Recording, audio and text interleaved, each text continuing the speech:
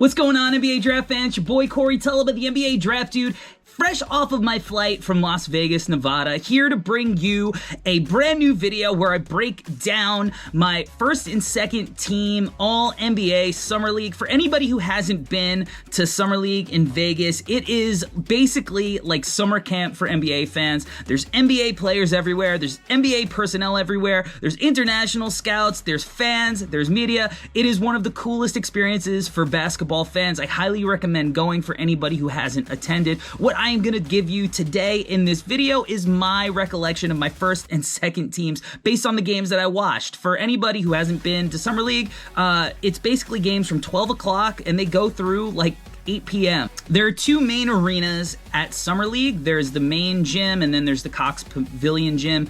The Cox Pavilion gym is smaller, it's more intimate. You can really hear everything that's going out on the floor, from guys calling out screens to switches to talking shit to each other, but there's just hoops all the time.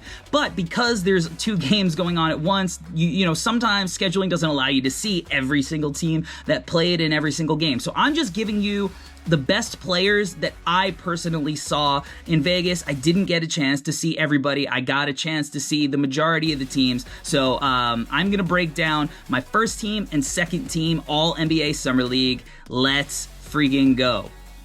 Let's start with the All-Summer League first team. Two guards, two forwards, and a center. We're talking about Quentin Grimes from the New York Knicks, Josh Giddey from the Oklahoma City Thunder, Trey Murphy III from the New Orleans Pelicans, Paolo Banchero from the Orlando Magic, and Chet Holmgren from the Oklahoma City Thunder. Now you'll notice there are a few second-year players.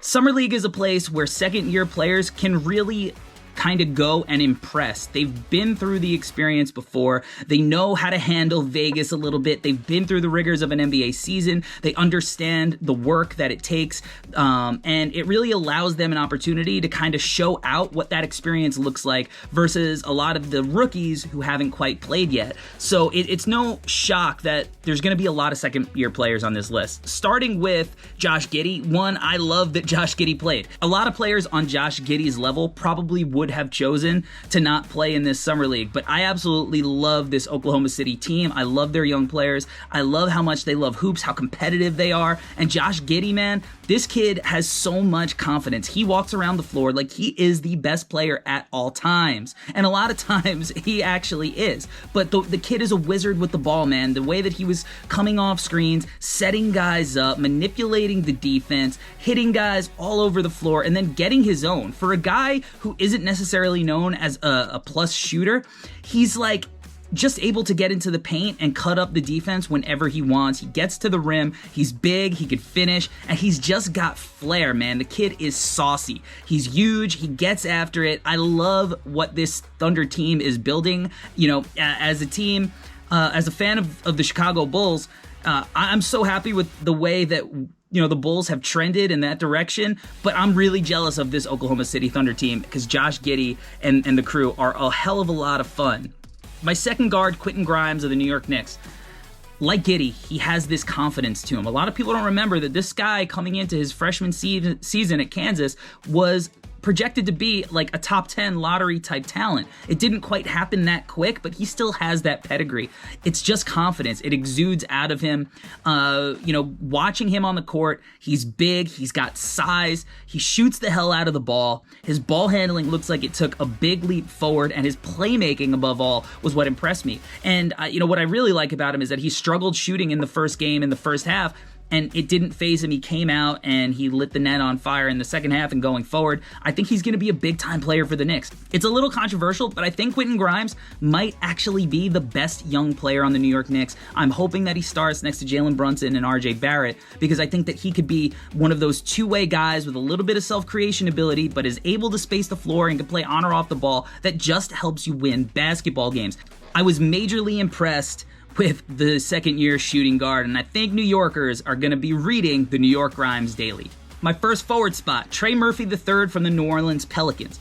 First thing that you notice when you were up close to him, this dude is huge.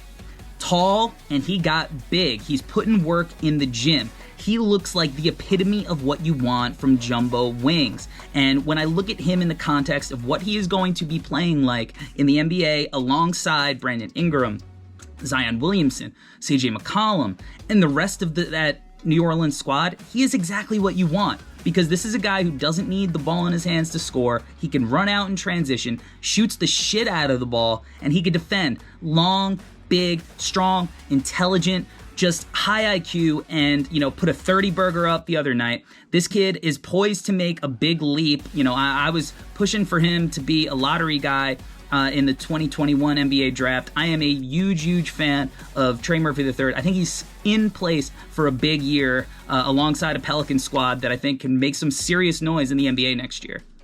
And that leaves my final two spots to the rookies, the number 1 and number 2 pick in the draft. The second forward spot on my first team is going to go to Paolo Banchero from the Orlando Magic.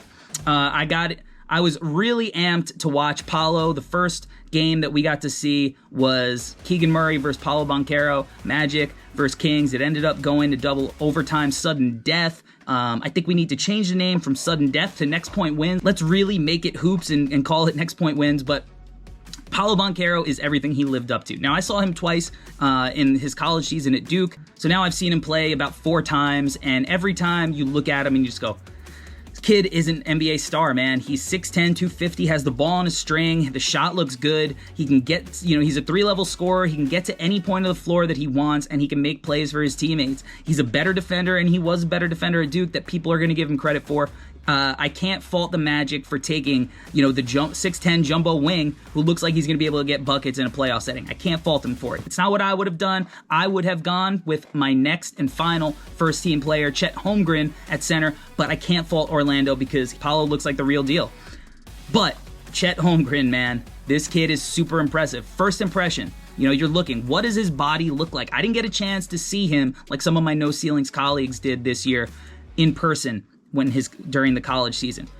So I was super amped. He was the number 1 guy I was most excited to see. And he's not as skinny in person as he looks on screen. He's still skinny, don't get me wrong, but he doesn't look like this twig that is going to break and isn't going to be able to handle the physicality out on the floor. He looks legit, man. And the first game that I got to see him was against Jabari Smith Jr. and the Houston Rockets, and I'm telling you, this kid blew me away. The offense, the defense, he is an absolute intimidator. Anybody who's going towards the rim knows he's there. Sometimes they don't even shoot it. They'll dribble out. Other times they're just going to try to challenge him, and they're going to realize this kid swats everything around the hoop. He cleans it up. You don't want to go in there against him. There are going to be times, sure, guys like Kenny Lofton Jr. bullied him. I get that. That's not efficient NBA offense, and more often than not, Chet's length is going to get the better of them. Offensively, he is so fluid. He's smooth. He can knock down shots. He might not be the number 1 option on a team where he's going to go get you 30 all the time, but he is capable of scoring 30. He's capable of it. You saw with that Dirk fadeaway, his offensive bag that he didn't get to always show in college. The NBA is going to expand, allow him more freedom to explore, and the things that he's capable of, I think he's really going to impress on that end. And he's just a connector, man. He keeps the ball moving. He plays the game the right way. He is competitive. He's tough. Blew me away in person. This kid has a bright future. It should be no surprise. He was my number 1 prospect, so you're saying, of course, you're gassing him up, and I get that. That's fair, but Chet Holmgren lived up to the hype for me when I got to see him live. Starting with my second team, to keep it OK City Thunder, Jalen Williams from Santa Clara, friend of the No Ceilings team. You could check out the interview that my Draft Act podcast colleague, Albert Gim, did with him on the No Ceilings YouTube or the Draft Act podcast. But man, this kid is impressive. He looked every bit the lottery pick that he went and that we were projecting him at No Ceilings to be. He's big, he's long, he's shifty. His cutting really impressed me. He's playing with a lot of guys that want to play with the ball in their hands, and this dude knew how to get to spots on the floor that his smart, crafty teammates would find him.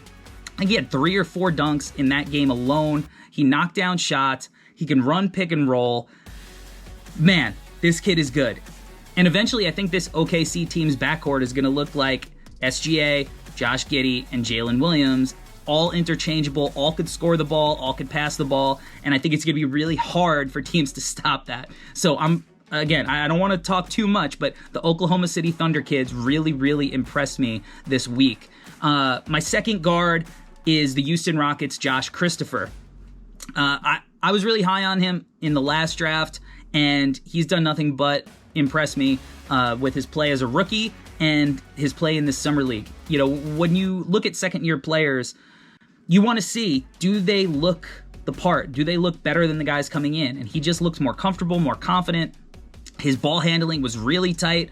One of the games I watched, his playmaking was on point. I think the dirty little secret about Jay Gupp is that he's a much better defender than people are willing to give him credit for. He really impresses me with his defense. He gets in your chest. He's long. He's athletic.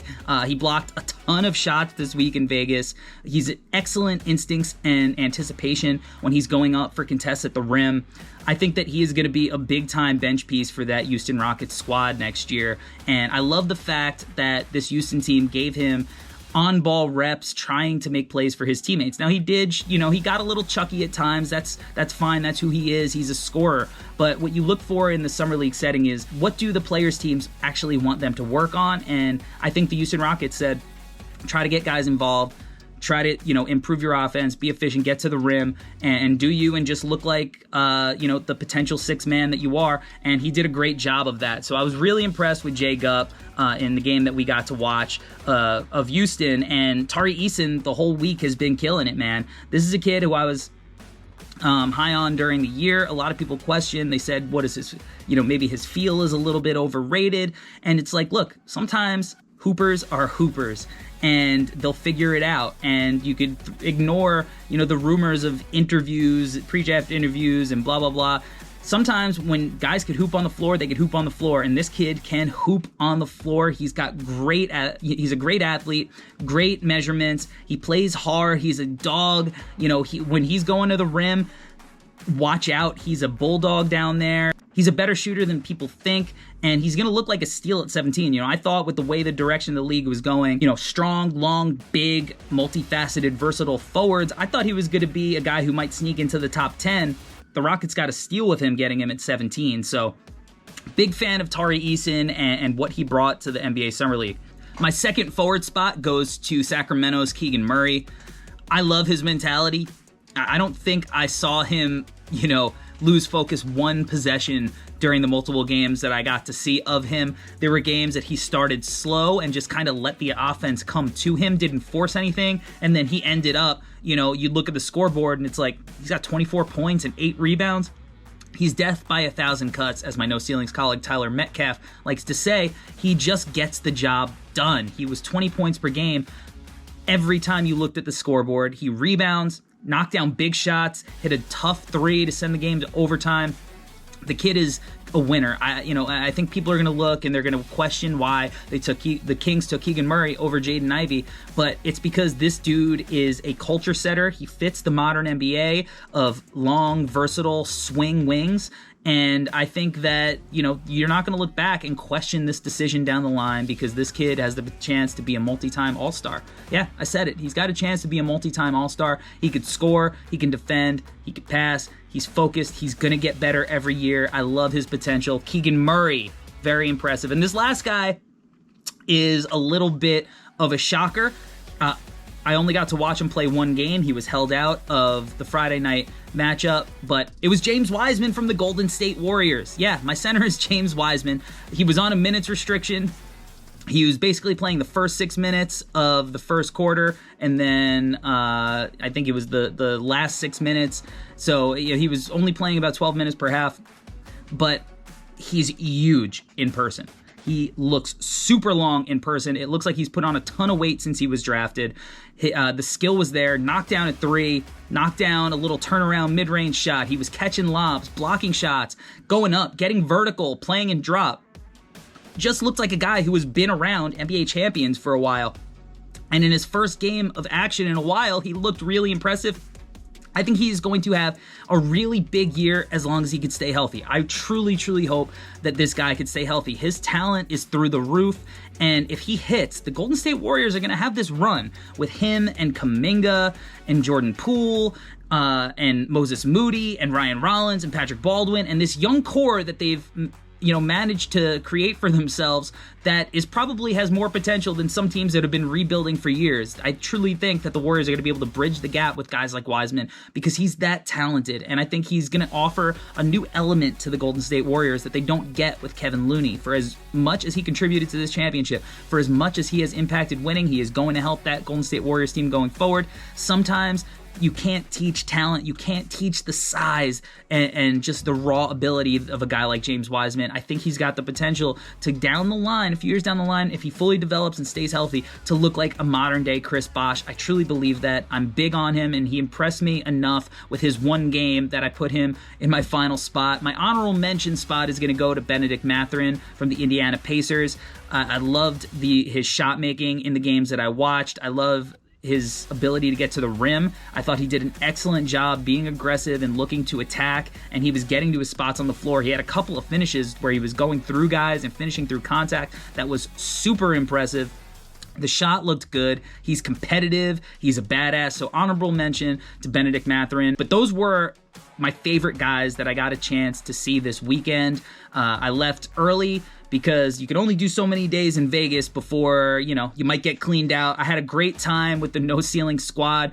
I got to meet a lot of them for the first time. We got an Airbnb, and we had a really good time, and I'm looking forward to making this a yearly tradition at No Ceilings and getting an opportunity to scout in person with a bunch of guys who were, really great friends to me. But for anybody who hasn't gone to Vegas, I am telling you, get to Las Vegas Summer League and have a ball. It is summer camp for hoops fans. If you haven't done so yet, make sure that you give your boy a like and then head down to the subscribe button, hit the subscribe button, share it with your homies, and stay tuned as I gear up for the 2023 NBA Draft preseason scouting report on potential number 1 pick, Victor Wembanyama, coming soon. Make sure you're locked into the channel. Until next time, I'm out.